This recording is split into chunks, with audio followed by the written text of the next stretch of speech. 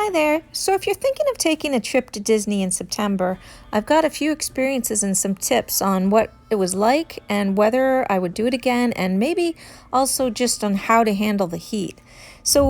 We did our trip in the first week of, well, we planned the first week of September when the kids go back to school. We thought that there'd be little crowds and all the rides would be pretty empty, but unfortunately, we really weren't thinking about a hurricane when we planned it like 6 months earlier.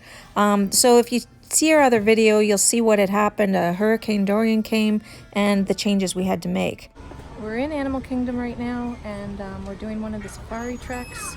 And just be prepared when you're looking at 35-degree temperature that you won't see many animals. No animals. Too hot. Everywhere you look. No animals. We ended up rescheduling and we decided to go the week after, just due to everything that we had to change with Disney. And so that week we ended up being perfect weather in the sense that we didn't experience rain, but it was very, very hot.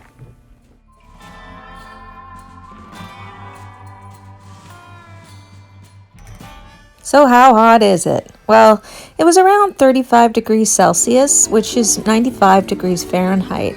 And that how it felt is basically as soon as you step out of your air-conditioned room or ride or anything like that, it's like walking into a brick wall. The air is so hot that it's really hard to breathe.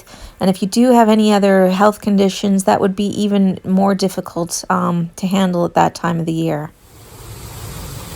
So this was the first time that we'd ever gone to the parks at this time of the year, and we ended up making a few rookie mistakes. The first one was over-planning. We didn't really think that we needed a break throughout the day. We didn't expect to have any issues with the heat, so we went to Animal Kingdom first and Mickey's Not So Scary in the afternoon. Without having any downtime in between, I think we just really overdid it that first day. The other thing is you don't realize how sweaty and, what you're going to feel like going from one park to the other in that heat. So in that case, if you are going to do something like what we did, I would definitely suggest bringing a change of shirt or deodorant or something like that. Just something to freshen up before another park. The good thing about our plan was that we did go to Mickey's Not So Scary, and I would definitely suggest doing that party. It was a lot of fun, and I would even suggest not going to a park earlier in the day. I think we would have been great if we just would have gone there, because you can get in at 4 o'clock, and then when the sun sets, it starts to cool down a little bit, and later in the evening, there is very, very low crowds. There's the great nighttime parade. There's the wonderful fireworks, there's different shows, there's trick-or-treating, and it's definitely quieter than if you went in October.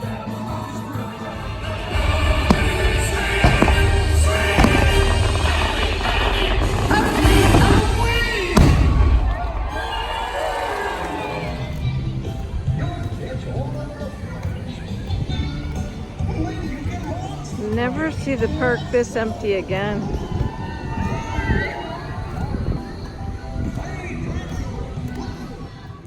So the suggestions I would make, considering that most of the parks are like Hollywood Studios here and Epcot and even Disney Springs, where you're out in the sun and there is absolutely no shade. So I would suggest you could take a sun umbrella, make sure you have your hat and sunglasses, obviously. The sunscreen, we never got burnt, it was just the heat exhaustion we were dealing with. So make sure you stay hydrated and really try to avoid the parks middle of the day. So head out early in the morning. If you're on property, go back to your hotel room and go in the air conditioning for a while, and then head out again later at night. One of the things we tried was going for a swim in the middle of the afternoon, but we found that the pools were so hot that it really wasn't refreshing at all. If you're off property, I would just suggest, taking advantage. If you're at Epcot, for example, do the Living with the Land, like going to the Land Pavilion, going to the Sea Pavilion. You can spend a lot of time in each of those buildings during the extreme time of the heat.